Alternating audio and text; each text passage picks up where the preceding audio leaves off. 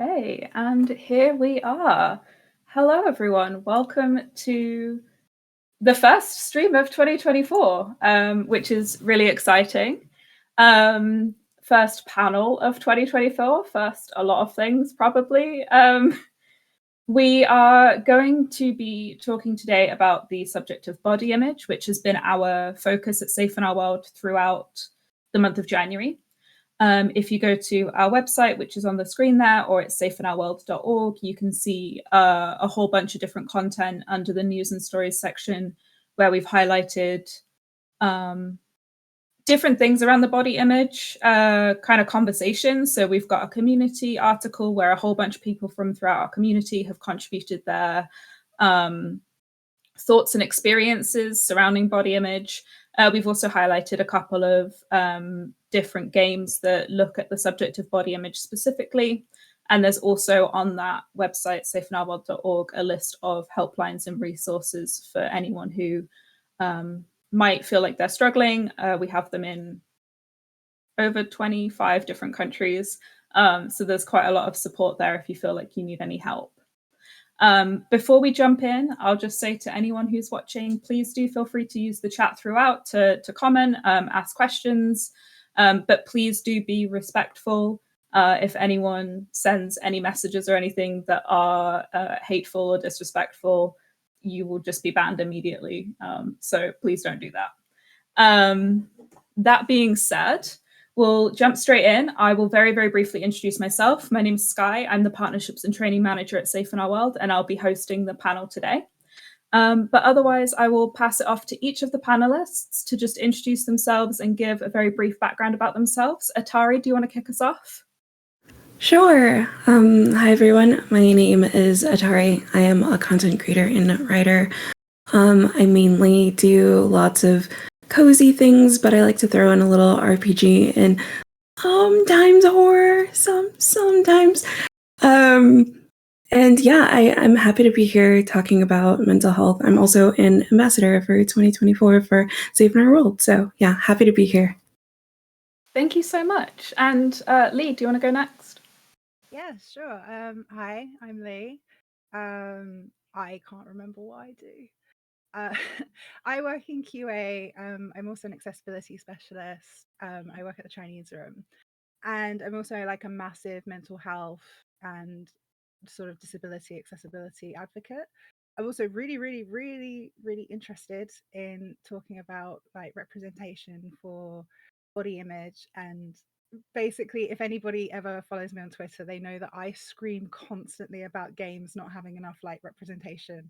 So yeah, I'm really excited about this because I love to talk about the fact that there are examples in games, but there aren't enough of how different people are. And yeah, that's me. Yeah, absolutely. Awesome. Thank you. And Nigel, do you want to tell us a bit about yourself? Yeah, so I'm Nigel. You spoiled that part, so surprise. I'm the co-founder of a brand called My Matter, so big on storytelling and creativity. So I'm also a writer of manga. So we have our own manga universe. I work a lot with young people, which keeps you on your toes. That's a nice way of saying they tire you out.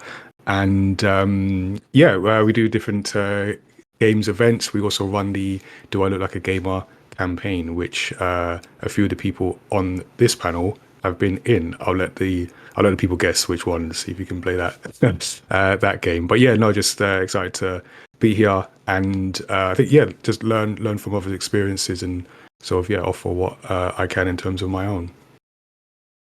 Thank you so much. And last but not least, Sylvia, do you want to go ahead and introduce yourself? I can't say no, I guess. Hi, too late. I'm a very funny person, obviously. I've worked in games for a while, doing like comms, social media, community, that kind of stuff. And in every kind of role that I've had, I've always tried to push a little bit that kind of awareness of mental health issues, and also just mental health in general. Doesn't always need to be negative. I was recently laid off about half a year ago, but I founded a studio with a friend of mine, and we're now working on like our own game, and we want to make like cozy, wholesome games. We'll see where that goes, I guess. Oh, congratulations. That's, Thank you. yeah, awesome news. Okay, cool. Well, we'll get stuck right into it. The topic we're covering today is extremely broad. It can affect everyone in so many different ways. So it's very unlikely that we will be able to cover the entire range of issues.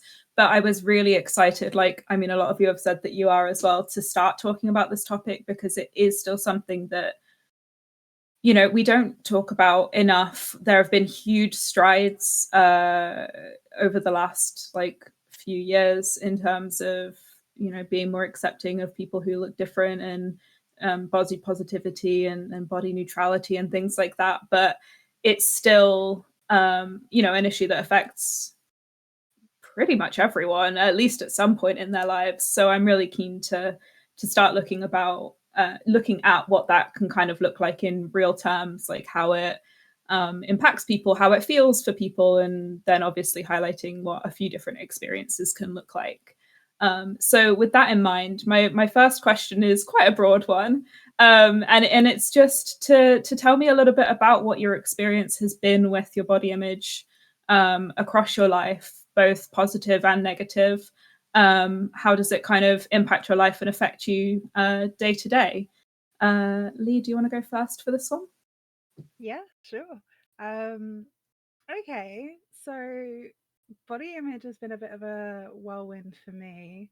If you can't tell, I'm very big. I'm a very big person. I've always been big. I think the language around that is also quite interesting because I would refer to myself as fat. A lot of people think that that's insulting because a lot of us grew up with this idea that being called fat was a bad thing. And I think something I learned as I've gotten older is that, like, it's the terminology changes. You know, I think that's more of a not really like an official term, but it's just truth. You know, I don't see it as a bad thing. It just is what it is. I don't take offense at it because I'm just like, yes, okay, yeah, I am fat. And I've been that way pretty much my whole life. I was smaller when I was younger, but I've always been the big one in the group. Like, I was always the big friend, the fat friend, you know, whatever you would call it. Um, and I had a lot of problems with that. I would say I've had, when I was younger, I had more negative experiences with my body image as a result of that. And it's interesting because as I got older, it's just there are various reasons for it. I mean, I haven't mentioned this in my intro, but I'm disabled and I have chronic illnesses. So my weight has always been big, but I got heavier as I got disabled because I couldn't move as much. And there was this sort of I guess like an acceptance period of having to sort of say, well, this is just who I am now. Like, I will not ever be a different person physically because I only have so much ability. So I was kind of forced to accept it. And that happened as I got older. And it was a really pleasant experience to sort of be like, hey, I'm okay with this.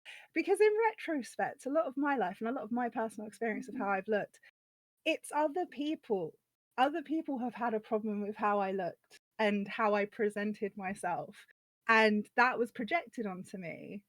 And so I, you know, growing up, yeah, I feel like everybody goes through this, and at the time you don't realize it, but you know, when you're a teenager and you have your hormones and you're like, oh my god, I'm ugly and I'm this, and you have that moment, right? You're like, nobody will love me, and it's like everybody is projecting that onto each other. So you grow up feeling that way, you know, especially if you get bullied.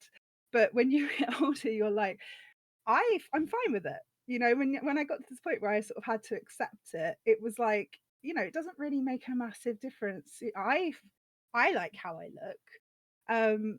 But you know, if other people had a problem with it, it was a different story. But I think, you know, it's been a very interesting experience. A lot of my body image has been around weight. I've always been a bit different. You know, I've got the blue hair in the group, and I've always had bright coloured hairs, piercings, you know, the whole sort of alternative. I don't really know what you'd call it nowadays. But and you know, I used to get bullied for that a bit, but it was also, I guess, part of the territory a bit, because it was like I just like to express myself, so that wasn't so much of an issue for me. It was more just about like physical weight, appearance. but at the same time, like I said, I got older and it got better. And also, I think there's a lot of experiences where you realize a lot of experiences, despite what you look like and how you are quite universal. And that was something that I learned as I got older. Like, there have been moments where, and it was lovely, that was a positive thing for me. I have my best friend could not be more different than me, like physically. She's very, very petite. I'm quite short, but she's shorter than me, and she's very petite. And I remember once we had a conversation. I just opened up once, and I was talking about like chub rub with my thighs, and she was like, "Oh my god, I get that too." And I looked at her and I was like, "No, you don't," because I had never had this conversation with somebody who was so physically different from me. And she had exactly the same problem, and it was such a positive experience for me, because I was like, wow, a lot of these experiences are shared experience. You're taught that you're just getting them because you're different, but it's not true. And that was really nice. And that was one of those moments where I realized, like, maybe my body image and my perception of myself was a bit skewy, because I thought I was weird. I thought there was something wrong with me. And it just turns out everybody experiences it. So yeah, that's sort of my experience. Yeah, no, thank you so much for telling us about that. I really like, well, I'll pick up on a couple of things you said. I really liked that you brought up the fact that, fat as a word, it is just an adjective. Yeah. Like, it's the same as calling someone tall, or like, I don't know, whatever. Exactly that. Like, loads of people call me short because I'm quite short, especially around groups of people, but I'm not offended by that. Yeah. I'm like, yeah, that's a fact of life. So it's exactly the same thing for me. It's really interesting to think of it in those terms, because all of the associations and connotations with the word fat are just learned. Like, they are just things that, like, you have been taught throughout your life by other people in your social group, by people in authority, by the media, by whatever, to be an insult when it's not. So yeah, I'm really glad that you brought that up. Cool. Thank you so much. Nigel, do you want to go next and just talk to us a little bit about your history with body image?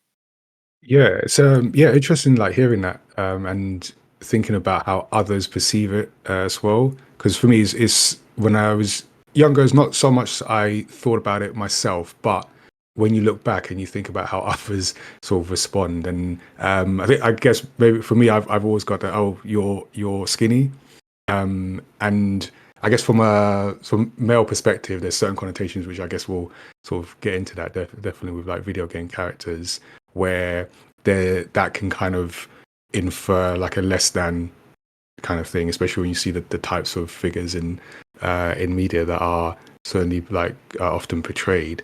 So it kind of makes you think about that angle.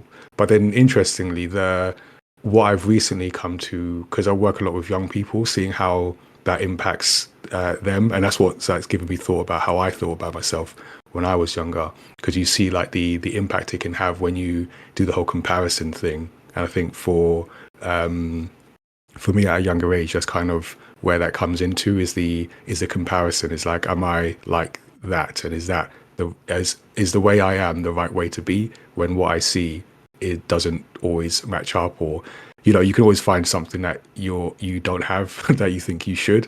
And I think for me, it's that comparison angle that's always been there at a younger age. Yeah, I think that that's a really good point, because it is something that I think naturally we're drawn to do, but that's another kind of example of something that is kind of forced on you to a degree, like that perception and that like kind of norm that you should be comparing yourself, or you should be trying to be more like this person or that person. And yeah, I think that it's also really, really great to hear about kind of different experiences. I think oftentimes when you look at things like body image and body positivity, like being fat is like the thing that is brought up most often, I think. But it's really good to recognize that people can often have like body image issues because they are perceived to be too skinny, or they're perceived to be too like I don't know, something else, like just in terms of like proportion and nothing to do with weight at all and things like that. So it's really interesting to think about the whole like spectrum and how really no one's like everyone's being told they have like everyone's being told they have some kind of like aspirational way of being to compare themselves to. Awesome, thank you. Sylvia, do you want to go next and talk to us a bit about your history? Sure. Where do I start? So I guess I agree to like a lot of what Lee was saying growing up. I guess I've always been kind of different. I don't know if it's also part of like body image in general, but I've been paralyzed from the right side of my face from birth. So that's always been kind of a thing that for me, I knew that I was different from everyone that I met. And to add to that, I guess the weight then kind of piled on. I mean, there's a lot of people around that just say, "Oh, food has always been kind of an emotional thing for me," and it's the same in my case, where you eat because you're happy or you eat because you're sad, and I kind of ate to cope. So in a way, also as a teenager, I kind of I was also like very alternative, like tried to be people were telling me you're different, you're not like I am. So I took it as a way to just say, all right, well, I'll be as different as I can possibly be from you. And so, you know, I wore all the goth clothes, and my hair was like all sorts of different colors, and I also, I was a bit on the heavier side. I was fat, and I also agree with like using that term. It shouldn't be negative. And so I grew up like that. For me, was always this idea of body image was always quite negative, because it was forced on me that I should be a certain way, I should look a certain way. But I think, I mean, I guess that's something that we might get into later.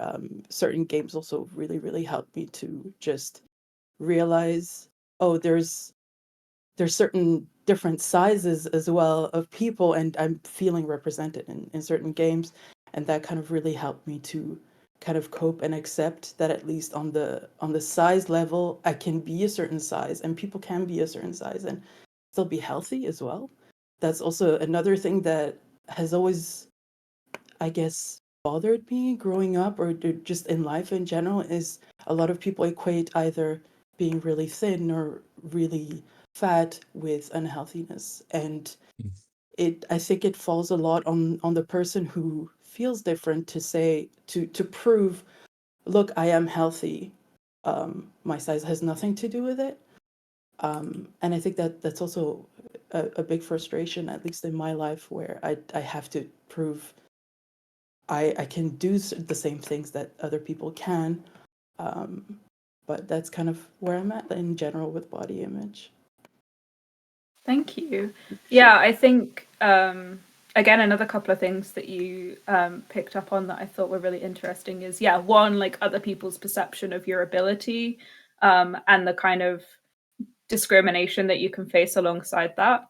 It's actually a subject that I thought was covered really well in the game that we highlighted at the beginning of the month called Sybil's Journey. It's like an educational game that covers a whole range of issues, including body image, but the way that it talks about how like fat people can be discriminated against in like the hiring process, because there are all of these cultural perceptions that fat people are like lazy or, you know, stupid or lack self-control, and like all of these things that are just so ingrained in thank you, Rosie, for putting that link in the chat, so ingrained in like our kind of cultural consciousness from years, probably like through the 90s and such, and from being told all of this and growing up with this and seeing it in media, and you know, like the kind of fat character in media is always the silly one or the comedic relief or whatever.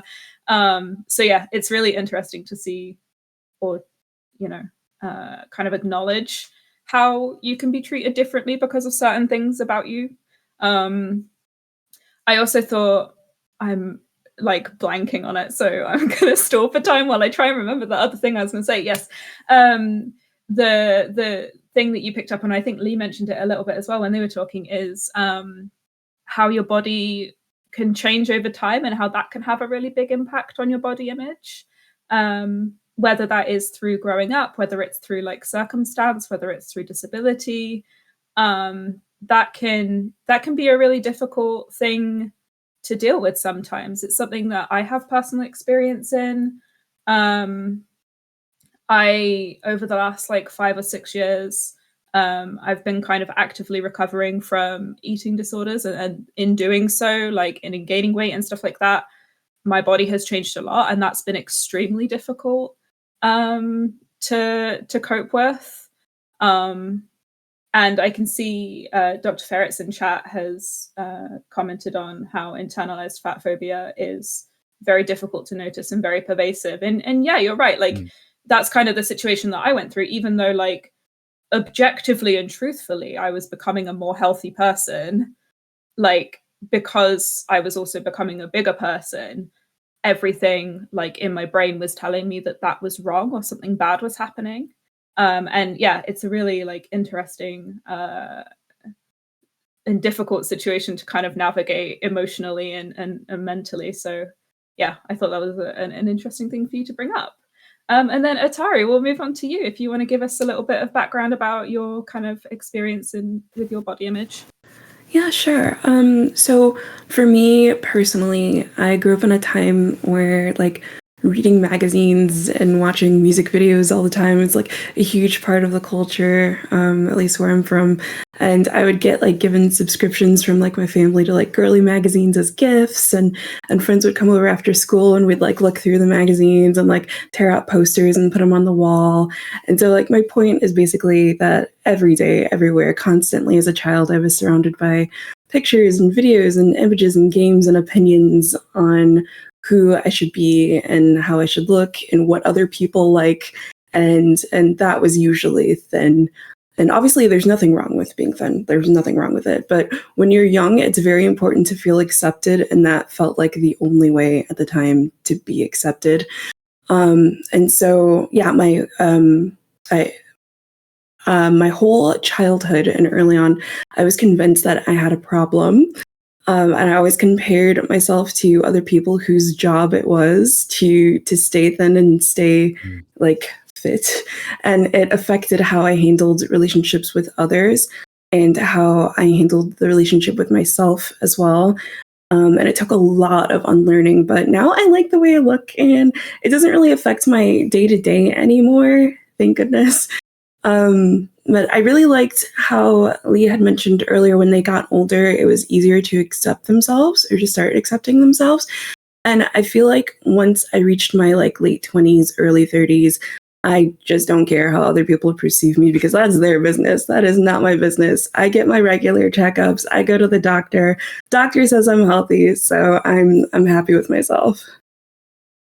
Thank you so much. And yeah, I think the like 90s and 2000s have a lot to answer for in the type of media that they were giving to children. And it's the same as like what Nigel was picking up on in terms of like the aspirational kind of male body as well, that is less talked about, a little bit more now, but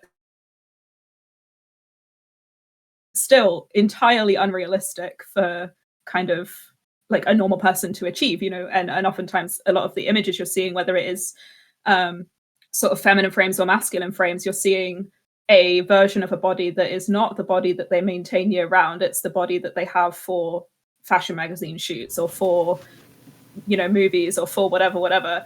And it's just, it seems like only in the last like 5 to 10 years we've actually been acknowledging the fact that literally all of this that we've been looking at the whole time has been like fake, or or at the very least not kind of representative of, you know, an average person across a period of time.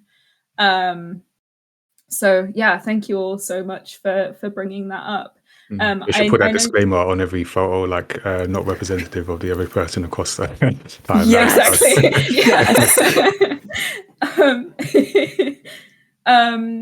I can see a couple of comments in chat that I just want to pick up on before we move to the next question as well. We've got Kittenblade13 who said, I've personally noticed that I fit the cute fat girl aesthetic because I carry my weight differently to other folks, but it took a long time for me to cope with my weight gain. And yeah, I think that that's an interesting point, because there are, like, even within the spectrum of like thin bodies and fat bodies, there obviously everyone is a different proportion. Like, everyone looks different at the same weight, and there is a lot put onto kind of, you know, where that weight goes and how it looks on you, or like, you know, if you're thin, like, you know, I'm trying to think of like the words that you often hear people describe it as, like gaunt and skeletal and stuff like that, which is just as kind of, I guess, rude, like to be commenting on someone as what you would say about a bigger person. But yeah, there's always, no matter what size you are, no matter what your situation is, there's always a right way to look at that weight. I write in like massive inverted commas.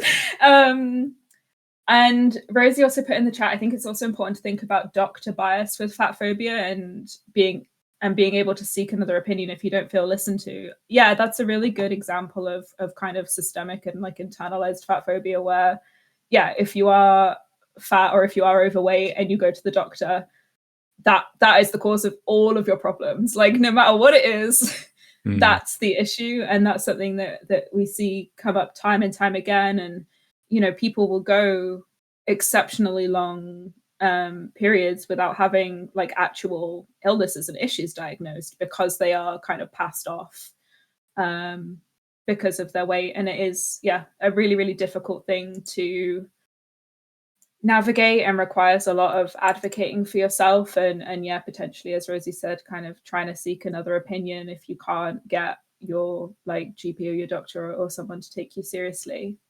Can I just chime in on that? Of course, yeah. I just want to share a little something for anybody who is watching. To, you know, I'm a person who has experienced that constantly, like absolutely. Even recently, I've had situations where doctors will literally say to me, oh, you know, we need to perform this surgery to check things out, but we're not going to do it because you're too heavy. And I'm like, okay. And they're like, so you need to lose weight. And I'm like, okay. And then I've asked for second opinions, and it's like, no, you know, you should be able to go through it, because, you know, an interesting thing for me is that I understand from like a, you know, medical point of view, if it's true that there might be extra risks involved around weight, but I do believe that people should have the opportunity to actually say whether or not they want to take the risk, rather than have somebody just say, no, we're not going to do it. And for me, with my chronic illnesses, because I have a ME and I also have fibromyalgia, and both of these things, I got one diagnosed after the other, and I think roughly ME took me about 8 years to get diagnosed in full, from the first point of which I said I'm having these problems to when I actually got diagnosed. And that was because the doctor kept saying it's because you're fat. And it got to a point where, and again, like, there's nothing wrong with the term. I'm just saying, like, they say you're too heavy, you're what is it, morbidly obese on the BMI charts, which it's been proven that BMI charts are ridiculous. And because of that, it gave me years and years and years without support, years without actually having anything done. And I did lose weight. That's the key thing for me in my experience, is that I actually got to a point where I lost, I think it was about 8 stone in total. It was down to the smallest I'd ever been, and I still had exactly the same problems. And that's when they started taking me seriously, and they're like, okay, we'll do all of this. And it's like, why can you not do all of those tests, you know, and then rule all of that out? You know, I feel like weight should kind of be the last thing that you have to check on, especially if somebody is actively in pain and actively struggling. Like, it doesn't make any sense to me personally. I mean, I'm not a doctor, but, you know, if you're going to do the tests eventually, if you're telling someone to lose weight, and if the idea is that they lose the weight, and then if the problem's still there, you're going to do it anyway, why not just do the tests? It's just this idea of looking at somebody and being like, well, you're fat, you know. And I don't disagree with the idea that, you know, that people say things like having extra weight on your body, it can affect your bones, it can affect your movement. But I don't think that should be a cause to let somebody suffer, just because it could be a potential symptom. I think that all tests should be done regardless of your weight. Your doctor should not just look at you and just go, well, it's your own fault. You look that way, you are that way. And yeah, just in my experience, it's been horrific having to deal with it. And I've had, in my experience, when I get a second opinion, I try to find younger doctors, because like the newer generations of doctors, they're much less biased. They have much less issues. It does tend to be, I'm not trying to say that everybody older has it, but I think there are fixed mentalities and biases that people have had through generations. So when you tend to get an older doctor, they do tend to hold that bias, but you get a younger doctor and they have a lot more fresher ideas where they're just like, no, we'll test for everything. So I wanted to just doubly emphasize, get a second, if not a third opinion. And it's exhausting, but keep pushing if you ever experience that, because I believe you. It's not because of your weight, it's probably another problem. And yeah, it's just horrible for people to have to go through that.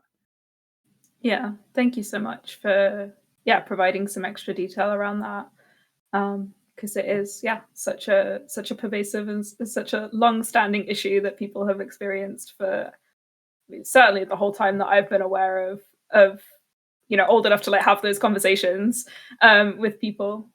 So the next thing that I want to talk about in a kind of more general sense before we start looking at video games in specific is ways that we have learned to improve our relationship with our body and improve our self-confidence. And I think that all of you, or most of you, kind of touched on the fact that your relationship with your body is better now than it has been previously. And I was hoping that you could kind of just provide some examples, not necessarily advice, but just kind of talk a little bit about some of the ways that you've either come to accept yourself or to, just like improve your self-image. Nigel, do you want to go first? Yeah, I mean, I think for me, actually, it's fairly recent. One is what works for me personally is like activity. And like recently took up climbing, and that being something where, weirdly enough, so actually a bit of the backstory is like the reason why I did it is because I played Uncharted. I was like, I could do that. I'm gonna find somewhere to go climbing, and that is a true story. So eventually went there, and what I found is that what I wasn't expecting was the mental side is actually a space where, as I'm sure like we all do, probably spend maybe a bit too long on a computer screen or phone screen or some combination. And it's one, like it's away from that. And then two, it makes you very present, because if you're not, you will fall.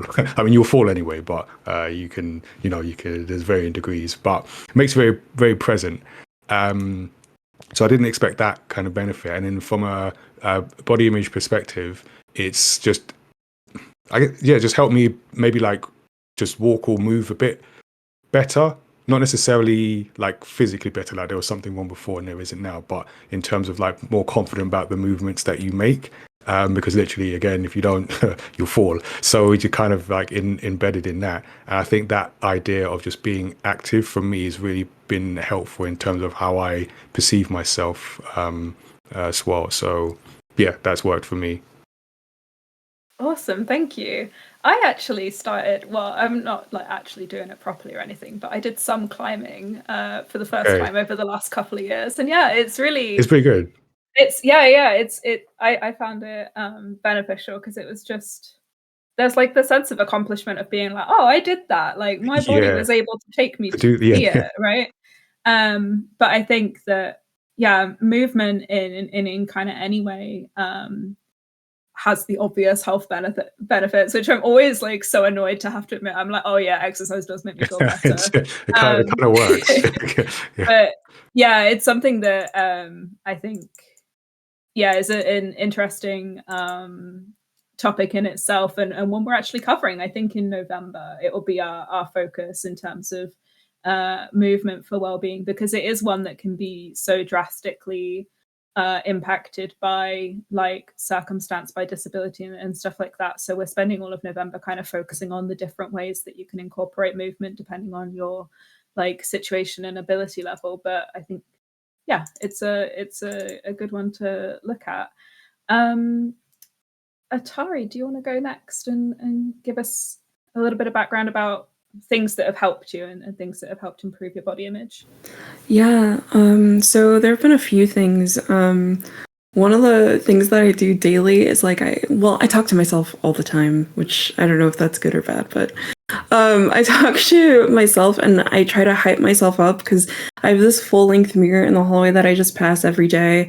And like I used to just pass it and you're like, oh, you look terrible, or like, oh, you're looking like fat, but like in the negative way. But like the last few years, I've been going past the mirror and going like, hey girl, you look good today. Like you're trying good, good for you. And that makes me feel better.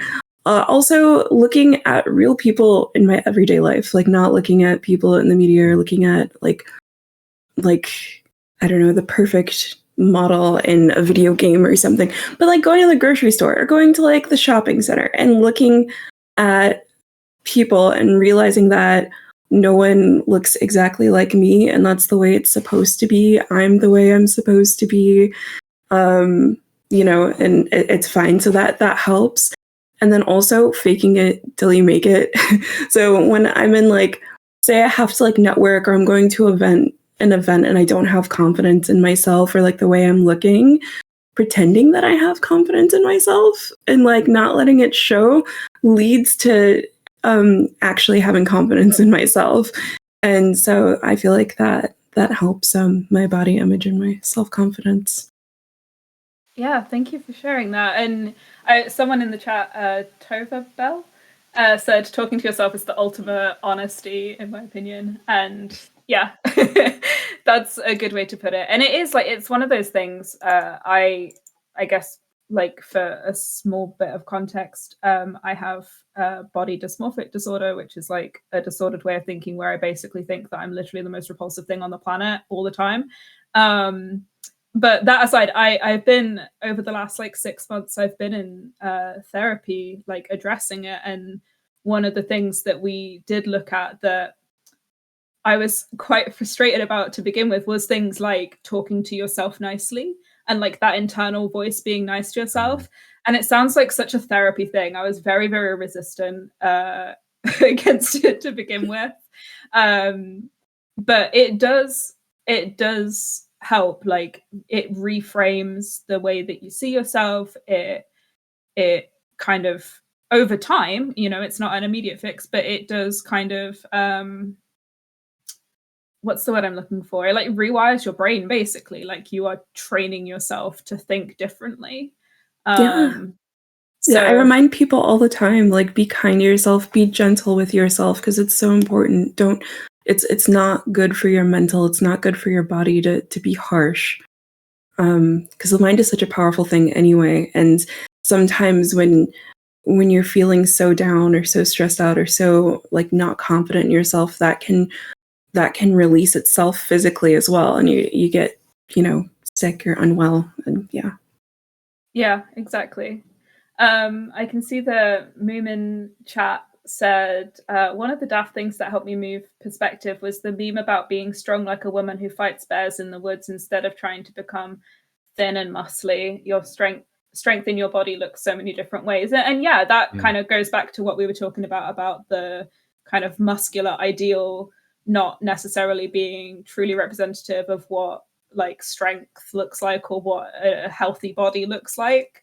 And so yeah, it's really good to start thinking about things in real terms. And I was thinking about it when Nigel was saying about exercise. Actually, like I've been trying really hard over the last sort of 3-ish 5 years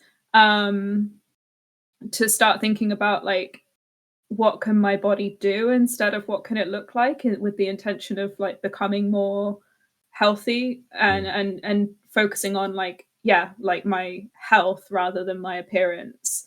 And that's, I think, helped quite a lot. Yeah. Sylvia, do you want to tell us a little bit about things that have helped you in your body image and self-confidence? Yeah, sure. I mean, the doing your silly little walk for your silly little mental health, that obviously helps, and like moving if you can, like to the limit of um, what your body can actually handle. That always really helps, especially like you said before, like realizing what your body can do, and sometimes also how strong you are. Even if compared to other people, it might not be that much, but for yourself, that always really, really helps. Um, I haven't tried the talking to myself kindly. I definitely should, but something that helps, especially if you have a strong network of people around you, is actually talking to other people as well. If you're struggling, like talking to them. So I've been going to therapy for about 2 years, talking about everything and anything. And I think that just generally really, really helps. Even though there's always that part of me that thinks, oh, why am I depending on somebody else to make me feel better? But I think it's the process of also letting out the things that you're struggling with, like talking them through. Like if you're talking to yourself, it's one thing. If you're talking to another person, you can also maybe get feedback on how to improve things. That actually really helps. So therapy in general and talking to people.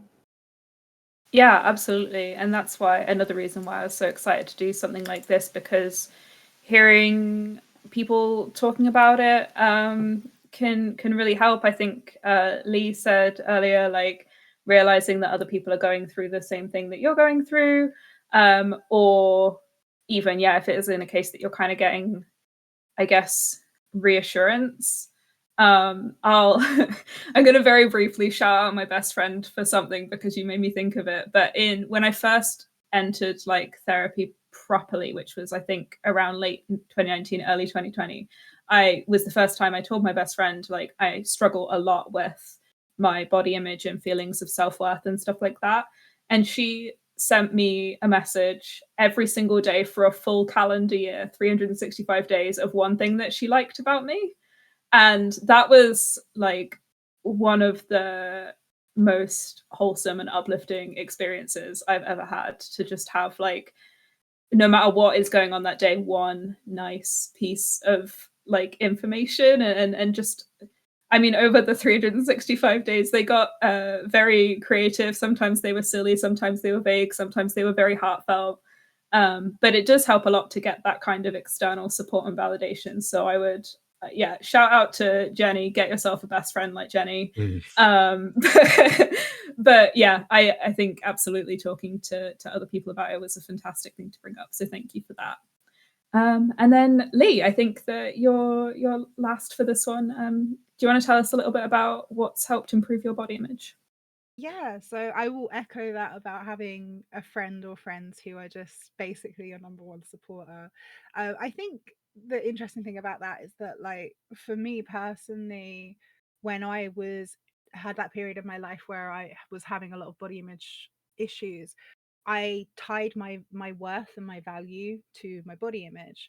So I felt like even things like having friends, I wasn't allowed to do that. I wasn't allowed to have people because I was like, well, I'm not attractive, or I look this certain way, so I can't be any good things. Your brain gets into that state where it's like, it's not just about how you look. It then becomes this whole big thing of like, I can't do this, I can't do that, I can't do this because of how you're viewing yourself. And for me, having people around who just, they just don't care in a nice way. They don't care about how you look, and you have a good time, and you have those moments where you realize how you are presenting and how you appear is literally making no difference to this sort of experience you're having with other people. That's when I started realizing that it didn't matter. That was the moment that I was like, wow, okay, my perception of myself is wrong. It's skewed.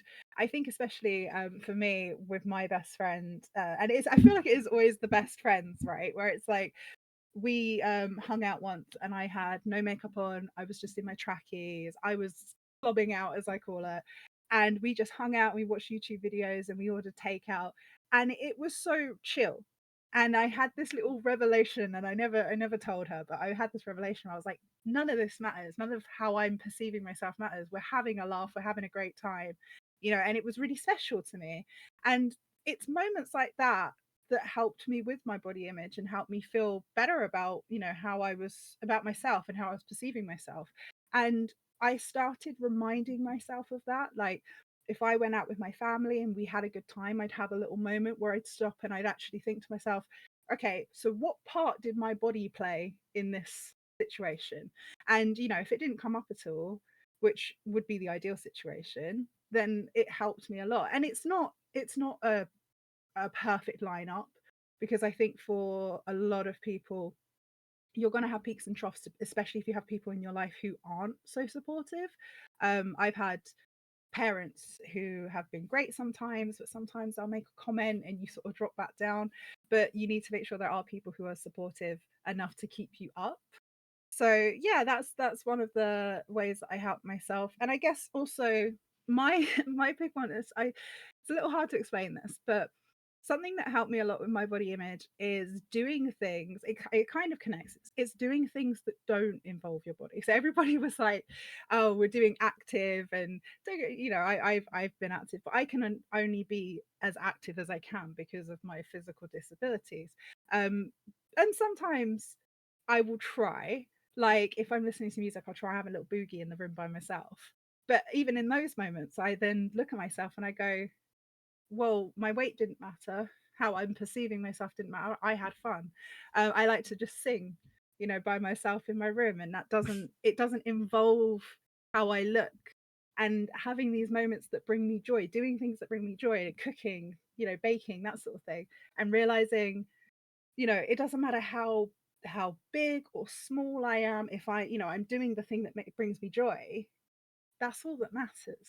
I think it's kind of like finding this line of like, it doesn't matter in the nicest possible way. Mm.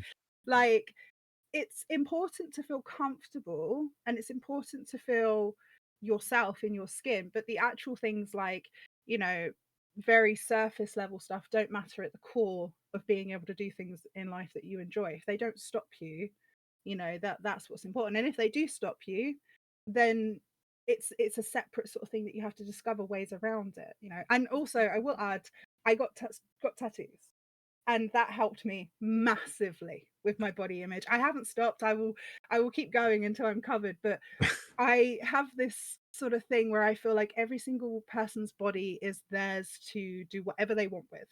And I think things like tattoos, piercings, coloring your hair, whatever, and it doesn't matter if you do or don't do them, it's personal choice, but I feel like you should feel like confident and comfortable to make this whole flesh beast that you have yours. I love doodling, so I feel like I'm doodling on my body now, and it makes me feel so much happier.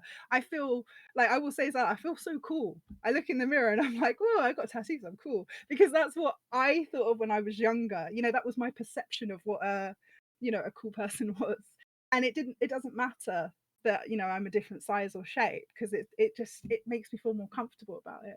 So I highly recommend, if you want to decorate your body in various ways, go for it. It will definitely make you feel better about it. And same goes for makeup. I'm obsessed with makeup. I do not subscribe to the idea that people hide behind makeup. I think that's stupid. I think makeup is a creative thing. It's no different from painting or drawing or art. I've gone quite simple today, but trust me, like, sometimes if anybody gets my Instagram, I go wild with my makeup sometimes, because it's fun and it's about becoming comfortable in yourself by making it the way you want to be. I sort of look at other people and think like, why, people with cool makeup, for example, I'm like, why can't I do that? What difference? There is nothing different about us, so I just do it myself, and then I feel better about myself. So that has helped me a lot. Yeah, thank you for bringing that up. That's a really good point. And I absolutely agree on the tattoo front. If that's the thing you want to do, getting tattoos has helped me feel like so much more comfortable in my body, and like looking at the parts of my body where there are tattoos like brings me joy which is not normally something I would say about like any other situation in which I'm looking at my body. So that's like a big win there. But I also really liked when you were mentioning before about kind of realizing that it doesn't matter and realizing that your body doesn't play a role in like your everyday interactions and your friendships and your like all of this stuff, because that's something that creates a massive barrier for people who maybe struggle with their self-confidence and their body image, is thinking like, oh, I can't go here because I don't look like good enough, or I can't do this because, you know, what if people think XYZ bad thing about me?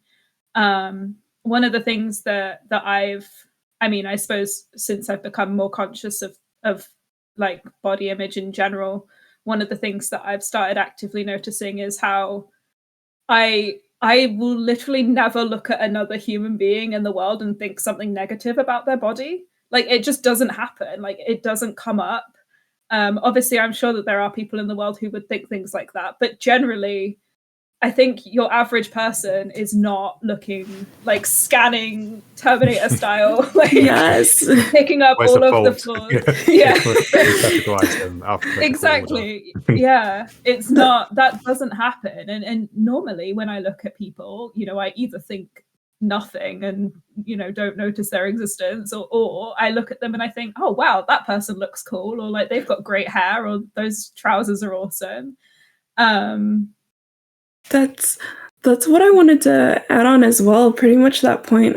And there's like a little thing that you can do to help like exercise this point, and that's think of the last busy place you went to, think of the last crowded place you went to. Can you think of 5 people that you saw? Probably not.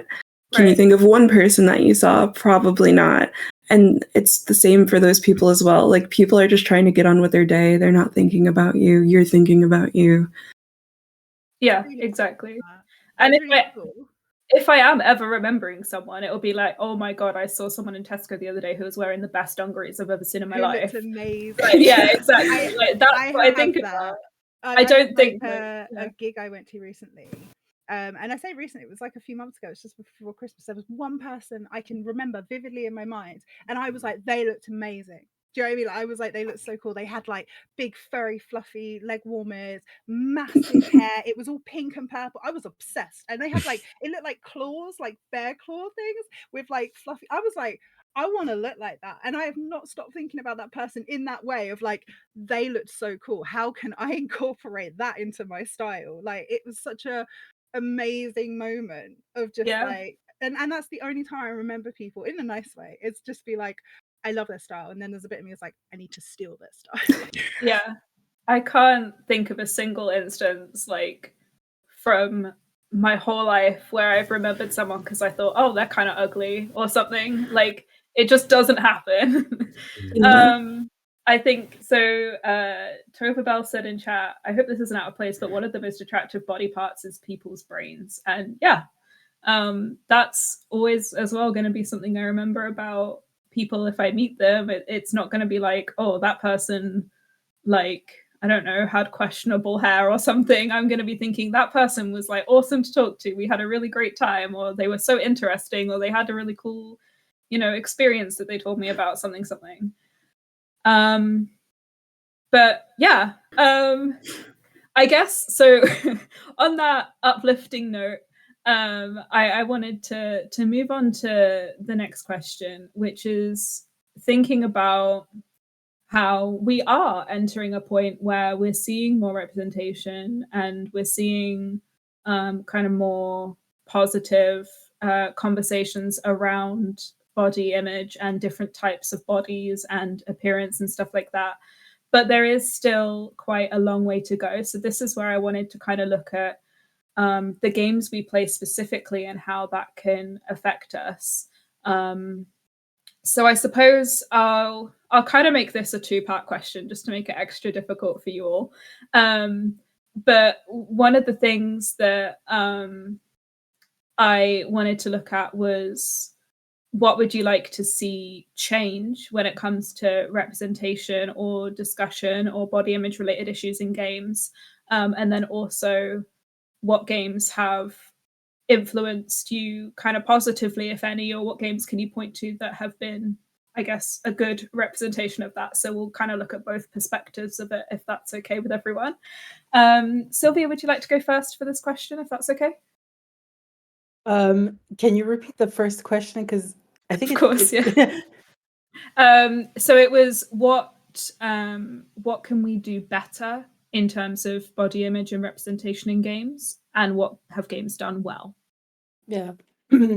I think it's a really good question, but it's a really difficult question to respond to answer, because you then also think about all the limitations that games may have. I mean, of course, the answer for me is always going to be put as many diverse people in your game as possible, or have the ability to customize your character as much as possible. Obviously, there's always going to be technical limitations to that, but don't always make the same default character, if that makes sense. That's kind of, I have stopped playing games where it was just I had to play as like a white guy.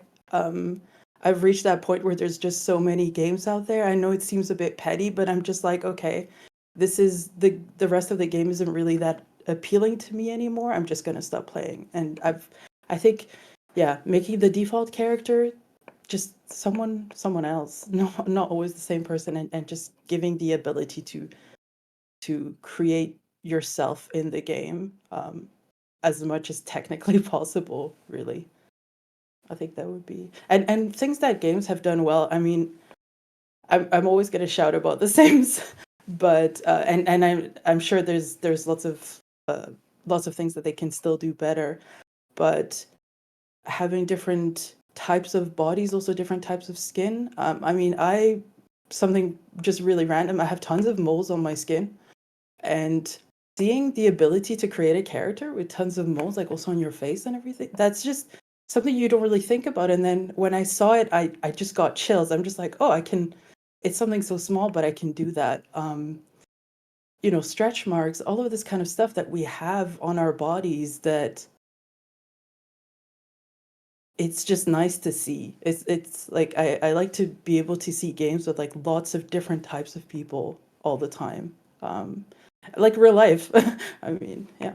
Yeah, absolutely. I think, yeah, those are really good points. I think one, like the point you made about how we always see the same types of people and types of bodies and things represented in the default character. Like it's still very much that the kind of ideal body is always the default, and as you know, in games where there's, I guess, character customization, you are normally seeing the default settings being that aspirational, whether it's like by default slim or by default muscular or by default whatever.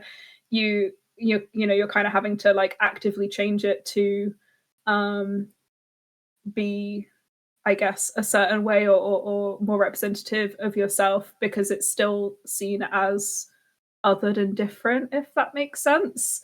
But then also, yeah, there's games where there is just a character, a set of characters in the games who are fixed and not customizable, and they still are, generally speaking, all a certain way of looking, and kind of conforming to like beauty societal norms and stuff like that. Which, yeah, I'm really glad you brought up The Sims. I am high-key obsessed with The Sims. I thought one of the cool things that The Sims does is, like, when you go in to make a new sim, it randomizes the default settings. So you can open the game and you can get like an extremely like skinny looking sim. You can get a sim who is like the largest that the game can make them. You can get all different like styles and body types and facial features and stuff like that, in what it presents you as the default, which I think is cool. I also, yeah, I think that they've made some really great strides recently in adding more inclusive like items in Create a Sim. So in Growing Together is when they added the moles and stretch marks and stuff, an expansion that came out about a year ago, which I thought was really cool. And then they added like top surgery scars, they added like glucose monitors and stuff like that, hearing aids, and like all sorts of different things where people can really start to represent themselves. And I think what they did quite well there was they also incorporated those things into the new like townies and NPCs. Is they didn't just add that as an option that you can use if you want to. I remember there's an NPC in the Growing Together expansion pack called Sachil Luna, and she is a single mother and she has stretch marks. And when she's wearing her gym clothes, because my sim just like encountered her randomly at the gym, when she's wearing her gym clothes, you can see her stretch marks because she's got like a midriff top on or something. And I just remember being like, man, that's cool, you know, just to see diverse people in the natural world as you're playing a game, just to see these different types of people represented. It just feels good, like to be like existing in a diverse world in a game. So yeah, I'm really glad that you brought that up. Lee, do you want to go next and tell us a bit about what you think can improve in games, and also any games that you think have done things like this really well?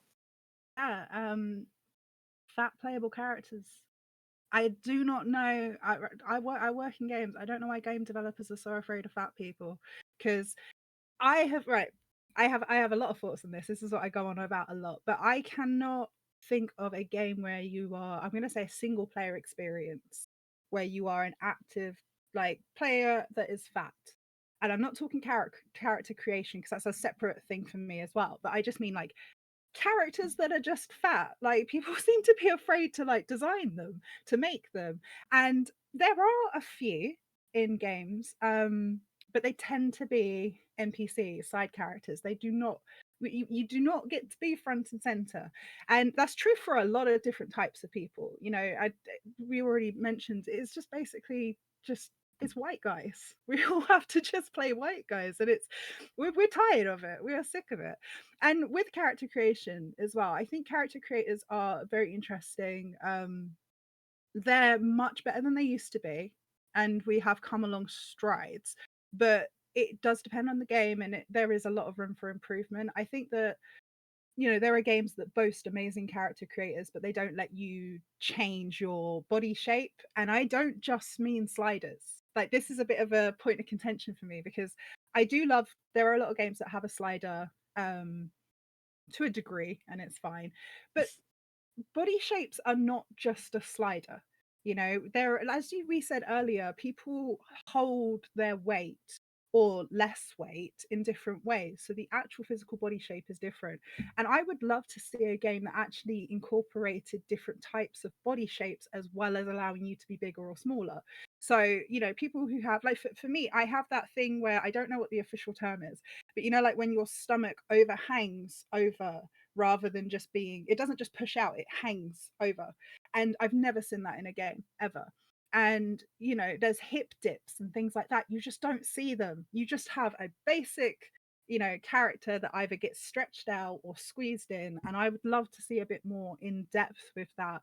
I would love to see more in textures, in skin. I love the Sims as well. I love the being able to have stretch marks and moles, but I'd love to be able to see that sort of thing in other games. I'd love to see scars and all sorts of different things, because, you know, everybody has very different looking bodies. I think acne is a huge one that we never see in characters. I never see a character that has spots, you know, and I get spots. You can't see them as much because I've got makeup on, but they're there. They're everywhere.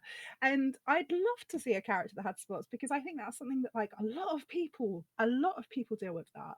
And you just don't see it. And it kind of feels like the characters you're playing are sort of like, you're like Barbie dolls, you know, they're just they're plastic little people that we're moving around. And I get that there's a fantasy element to games, but it would be cool to have that. But yeah, the big thing for me is just changing the character that we're playing, even if you don't have a character customization, just not being afraid of having a fat character, or any kind really that just isn't a white guy, you know. But one of the big things for me, I've had this sort of, I guess, argument with a few people, specifically about having fat characters, and I've had a lot of people who have tried to argue it to me that especially games where you're active, they've said, well, you can't have a fat character because you're active. Now, I implore you, go watch some wrestling, right? That's my go watch some wrestling, right? Nyla Rose or Willow are fantastic examples. They are bigger people, but they are strong. And I cannot doubt that they probably outrun me, outbeat me, and all sorts. They are so athletic and strong and big. And that you can tell I'm a bit of a fan, but I think it's a fantastic representation of different body types and the sort of strength you can have behind that. And there's all sorts, but I definitely think wrestling's a really good thing to have a look at, because there's all sorts of body shapes and these people do absolute maddening things. And you cannot tell me that this, one of these types of wrestlers couldn't hold a sword or a hammer or something. I'm not buying it, this idea of being like, oh no, but they wouldn't have the strength. Like, no, that's ridiculous, absolutely ridiculous. If anything, I feel like a lot of the time when you do get a bigger character that isn't a main character, they do tend to have a sort of strength element to them, but it doesn't mean you can't be athletic. There are people who are bigger who can do all sorts of things. So I just think that people have to be less afraid of having a big character. I think that there's actually a horror game coming out at some point. I don't know if it's this year off the top of my head, which is terrible. I should know, but Post Trauma, where the main character is a guy who has a bit of like a dad bod. He has like a tummy, and I'm so excited. I was like in tears when I saw it, because I have never seen a chunkier person, and I think that's I mean that as an endearing term. Like, he's just bigger as a main character, and it's a horror game, so you're not, you're gonna have to, I imagine you're gonna have to run from threats and things like that, and it doesn't affect the body. I was just excited that he just looks like a dude like I would see in the street, and I was like, this is beautiful, this is a really good, it wasn't just like regular. And I hate the term regular size, because there's no such thing. There is no such things. But when I say it, I mean like what we think of as like the default like video game person. It wasn't like default video game horror protagonist guy. It was just like a real looking guy who I could literally see in the street, and I was like, that's really, really cool. So that's a good example of something that's coming out which has good representation. I do have a couple of like special mentions of good rep that I really like. One is Ellie from Borderlands, who I am absolutely in love with, because I think Ellie's a very, very special example of a fat character in a game, because Ellie is very big, is a very large character, and Borderlands is inherently a sort of tongue-in-cheek, it has a humor to it. And when I played it, I was really worried. As soon as I met Ellie, I was like, they're going to make you a joke. They're going to make fun of you, because that's the big issue I find with a lot of larger characters in games, is that they're the joke. They're the funny character, jokes about their weight and everything like that. And if I remember rightly, Ellie has an actual quest where basically some people have been making fun of her weight, and you have to just go just kill them and steal their hood ornaments. And it was really fun, because it was like you have a little revenge mission. And throughout the series, so I played throughout the whole thing, Ellie is always portrayed as this sort of she's very, very sure of herself and very sexy and very like in your face about it, very like, I know that I'm hot. And I think a lot of people see that as a joke, but I see it as like, no, she's a fat person who is so sure and confident, and I love it. I'm like, that's an amazing design for a character, to just be like confident in themselves regardless of how they look. And it's, you do not get this impression that she has any problem with how she is. And I saw that as really good representation. That was one of the things that made me feel really good about myself playing a game, being like, she's so happy, she's so confident, and she's cool. You know what I mean? She's a cool character, she does cool things. So she was really good. And another one was when I was very, very young. I played Fable 2. I'm a diehard Fable fan. And in Fable 2, there's a character called Hammer, who was my sort of first sort of video game representation of a big femme person. And she's so cool. She literally has a massive hammer. She's big. She's not, I wouldn't say like she's like proportionally fat. She's very tall, but she's very big.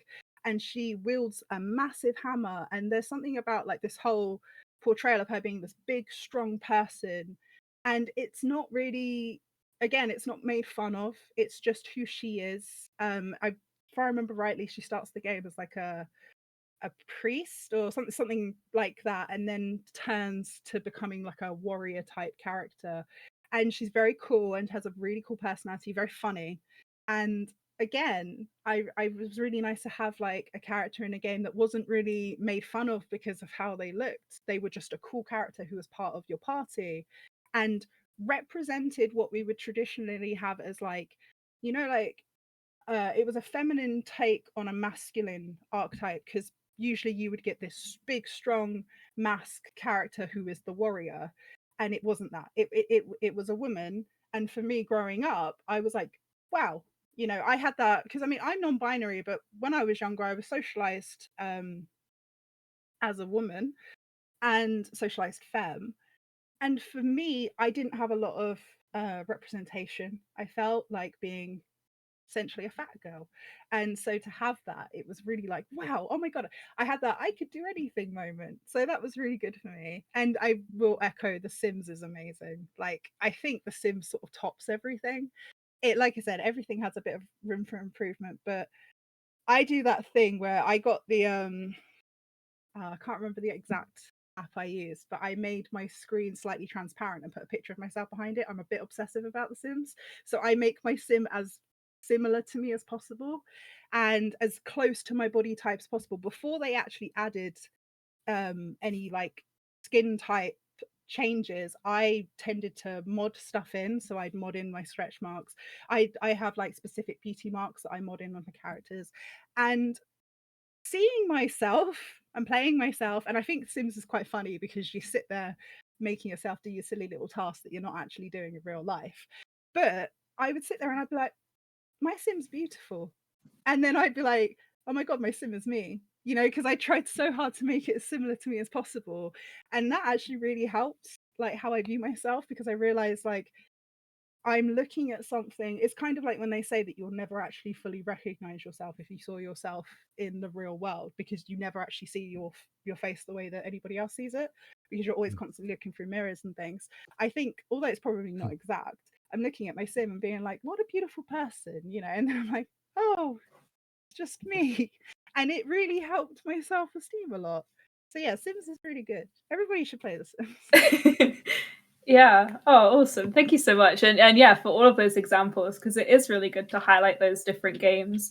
I can see someone in the chat was asking about the horror game you mentioned that's coming out. If you can't find it at the moment, we can always put a link in the video description when we upload this to YouTube. Okay, cool.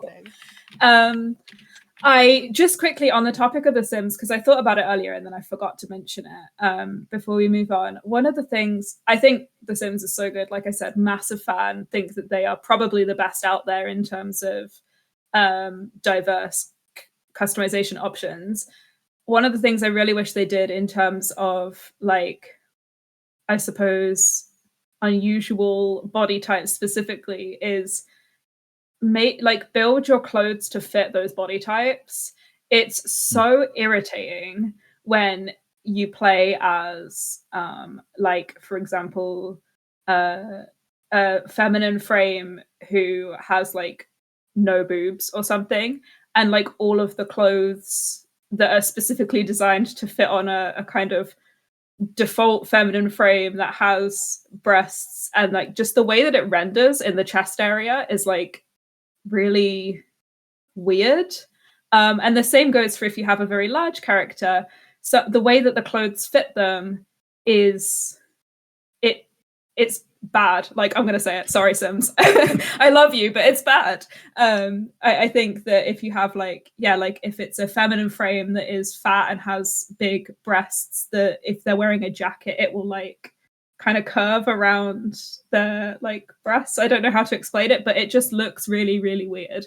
And I know, as Sylvia mentioned, like it's so difficult to have all of these contingencies in your games, but I really did wish that we, like, if you are gonna have that possibility to make your characters look a lot different, that you considered how you were designing the assets of the clothes that they're going to be wearing, because it again just kind of emphasizes the idea that like that's not the normal way to be, because that's not how we've designed these like clothes. They're not supposed to be worn by, you know, feminine people with no boobs or like fat people or whatever. Anyway, I just thought that was worth mentioning because I think about it all the time, and I just wish that the clothes fit people better in The Sims. That just reminded me of something I really want to quickly chime this in, because I just want to put it out there into the world because it bothers me. Also, games that have NPCs that are fat but have a character creator and don't let you be fat, that drives me crazy. And I'm looking at you, Final Fantasy 14, because you have a fat cat character, but you cannot change your body type in that game to be fat. Ridiculous.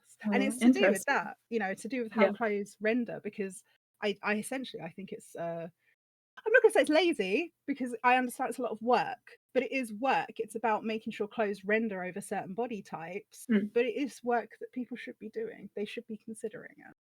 Yeah, absolutely. Cool. So I'll revisit the question because we've gone off on a couple of tangents since then. But we're looking at what we want to see change when it comes to representation and body image in games, and also highlighting any games that we think have done a really good job. Nigel, I'll come to you next for this one.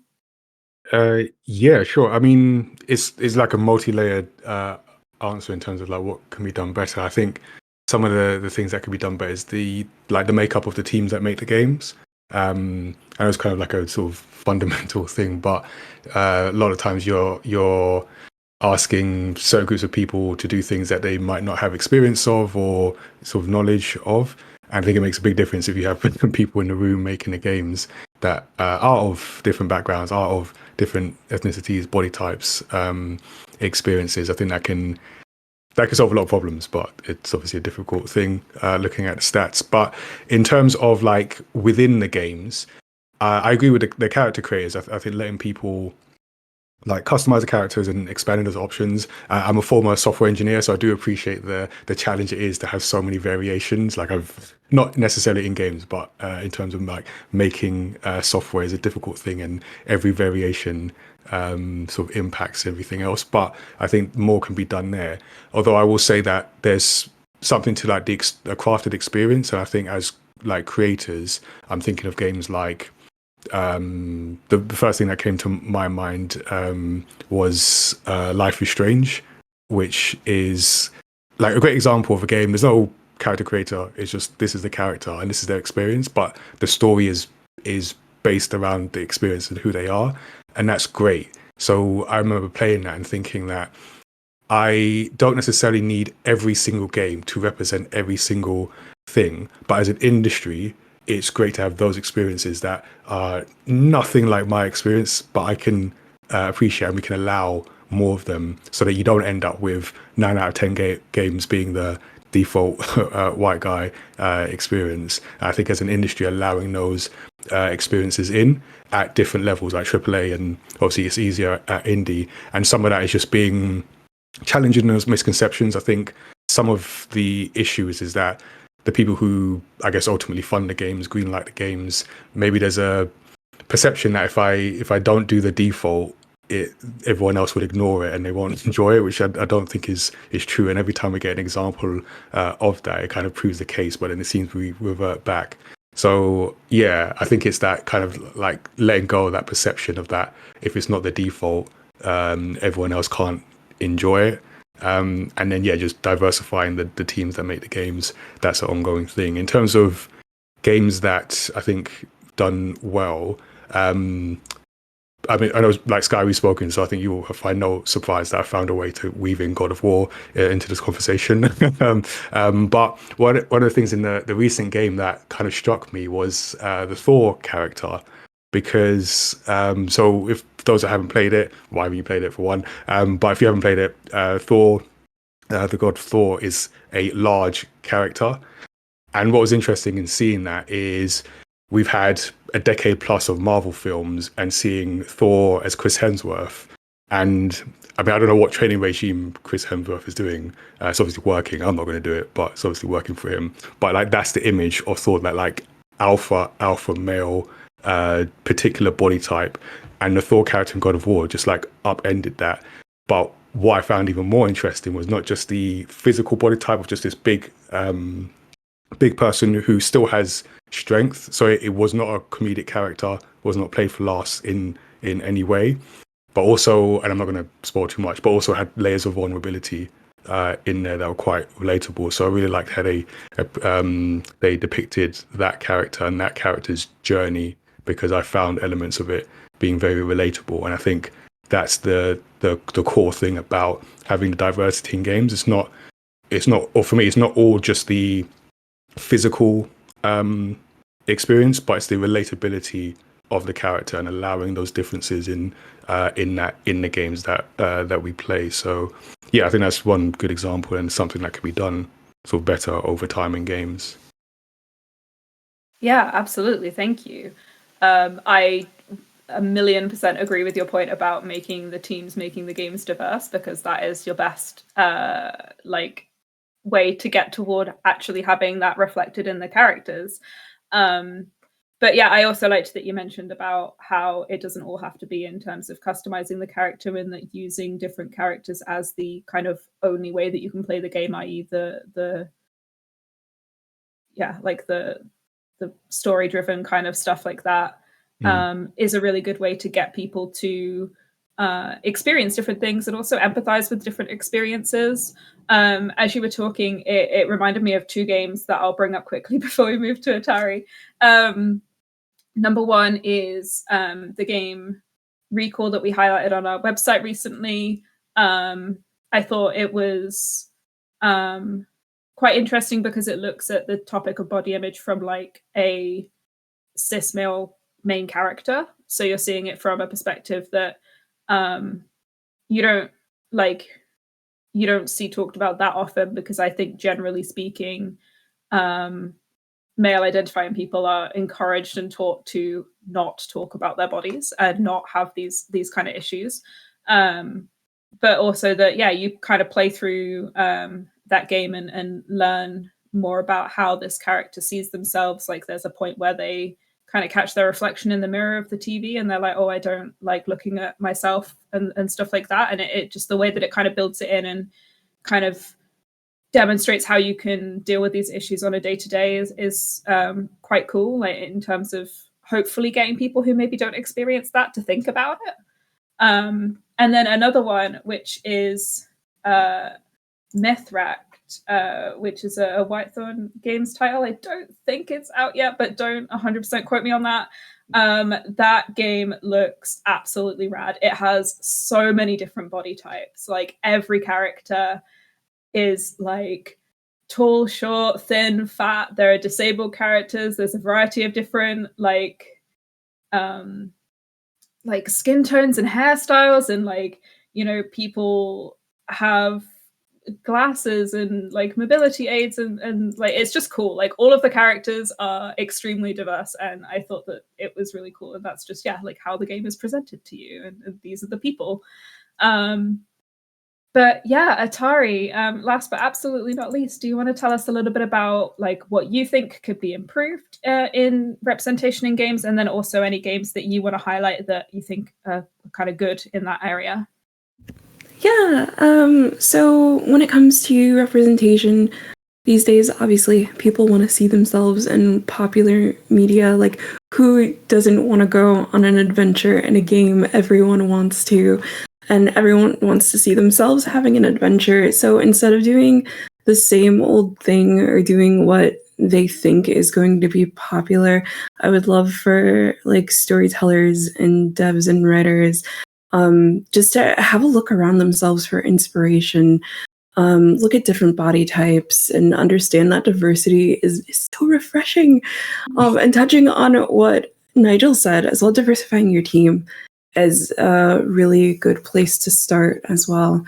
But for me personally, that also includes like the representation is like Black hair in gaming, which I'm a huge advocate for. There's still a lot of work to be done on that front as well. I think we're slowly getting better at it, but we're currently in a phase right now where there will be one different hairstyle from the usual like afro or cornrow. Yeah, and then and that's like trending right now. And then devs will be like, "Oh, we need to get on that. That's the only option for Black people That's is all that of them. hairstyle." Yes, They're all like that. literally. So yeah, I think body diversity for like everywhere is important and is really needed. Also, not being afraid of the internet, I think, is a big one because like a small portion of people who buy a certain game will be like chronically online. I try to think back on how they treated something like Abby in The Last of Us 2. All she had was these amazing muscular arms. And the internet went wild for hate for that character and the actress as well, the voice actress. But the team never apologized because why would they? And the game was still wildly successful. So I think being true to yourself and showing that diversity will benefit them in the long run because diversity brings a diverse audience and that'll bring you diverse support. But yeah, like I said, I don't think we're still quite there yet, but there have been like a few games that I can think of. I'm a Sims noob, but from what I could see, like their body diversity is incredible. Like the customization was really, really nice to see. And also, it's not really a game anymore, but Rumbleverse, I don't know if anybody remember that. It was kind of like this battle royale that lasted for like a few months. Yeah. But they had like these fat characters that you could just make, and they were like scaling the sides of buildings, and I'm like, I don't see that. This is great. Like, so that really got me invested in the game. Nobody really played it, but I loved it for like the diversity. And from a relatable standpoint, I think Rose from Detroit Becomes Human is like one of my faves because she obviously, like, it's not really a comedic game, but she was caring and she was warm and she had a storyline and she was really empathetic and she looked like she looked like people who were in my family, like she, and it was really, really great to like play alongside of like this NPC. But yeah. Yeah, thank you so much. And yes, and some more awesome examples. And I loved that you said about, developers and publishers and things just not being afraid of what people say, because people are going to say horrible things. Like I remember, people commenting on like baby hairs on Aloy's face, being like, "Why has she got a beard?" Or the fact that she had like she's got a very similar face structure to me, like a square like jaw instead of like the typical kind of triangle shape that you would see. And everyone's like, "Oh, why is she like a man? Why is she so fat? Why is she so like this and this?" Like, people are going to say horrible things, but we need to not like perceive that as a reason to step away from it. And if anything, we need to lean more into it, because the more we have this kind of representation, the more normal it will become. Yeah, so I thought that was a really great thing to bring up. So thank you for that. Honestly, I wish we could talk about this topic for many, many, many more hours, but we've come to the end of our time. I just want to say thank you all so much for joining and so much for talking about this topic, which, can be quite a personal thing in terms of, covering lived experience and can be quite a difficult thing to talk about because it's not very much.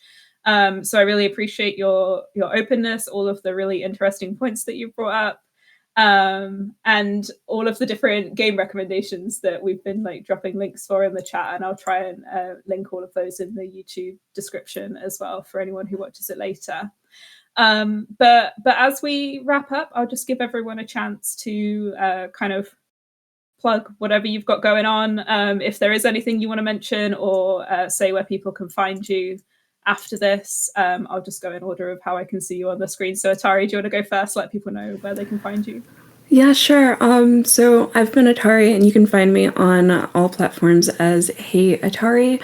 I have a lot of cozy content, a lot of RPG content, on YouTube, I am getting back into doing more long form game suggestions. And yeah, you can find me around.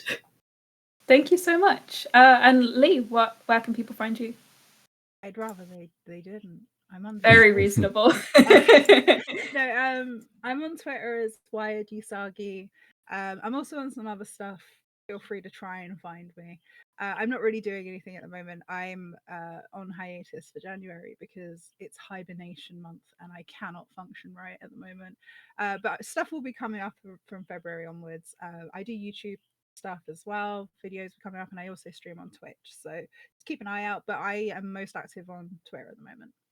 Awesome. Thank you. And Nigel? What are we doing? So yeah, you can find us at mymatter.com or looklikeagamer.com. So we are currently planning the 2024 campaign, starting with our players and makers photo shoot. So we're looking to get 40 different individuals in and around games, and yeah, take a photo, be part of the campaign launch, and we take those photos to different places. So actively looking for people now. So if you think there should be more of you represented and don't mind being in front of a camera for it's a quick 30 seconds max, then get in touch. We're also about to launch a Kickstarter for our next manga, which is featuring Tazzy, who's on our team, and yeah, it's going to be a story about like pursuing creative career goals in the face of adversity and doubt, and people around you telling you can't do that. So we're gonna launch that in mere hours. I thought I would have done it earlier, but having some mad technical issues with computers crashing and everything, so gonna investigate that afterwards. But yeah, that's going to be on Kickstarter today, and then we're doing a live stream this evening playing games badly, so people can catch us on Twitch as well. Awesome, thank you. I'll drop the link to your Twitch in the chat, but then the Kickstarter link we can definitely put in the YouTube description Cool. when that's available later. And then Sylvia, is there anything that you want to plug or let people know where to find you before we wrap up? Yeah, sure. Sorry, I'm still amused about Lee going, please do not perceive me. Yeah, you can find me just about anywhere at Meow Stations, basically. And our new studio is called Cry Club Studios because we're always told that we were being too emotional or too sensitive. So we made it our brand. So you can find us, yeah, Cry Club Studios. We're not posting really anything right now because we're still just working on behind the scenes. But yeah, hopefully soon. Awesome, thank you so much. Yeah, I love that name, that's great. In terms of me/us, you can find Safe in Our World at Safe in Our World on all social medias. You can visit safeinourworld.org to find a whole bunch of different resources, through international helplines to news articles to other people's personal experience stories, which is honestly one of my favorite things we do. I think it's so cool to hear about different people's experiences and, you know, all these different game recommendations. It's kind of like, you know, everything we've been talking about, but written down. You can also see the games and apps page where we highlight different games and apps that feature various mental health conditions or, you know, are doing great things in terms of diversity and that kind of thing. So if you're looking for game recommendations, that's a really cool place to start. And other than that, we also have a Discord, which is on the screen. It's discord.gg/safer together, which is a lovely little community that you're welcome to join if you wish. But otherwise, I hope everyone has a wonderful rest of your week and that you are having as restful a January as you can, or at least try to take time for yourselves. And we will see you for our panel next month, where we're talking about navigating toxicity in online communities. Thank you, everyone. Take care. Thank you. Bye. Thank you. Bye. Cool.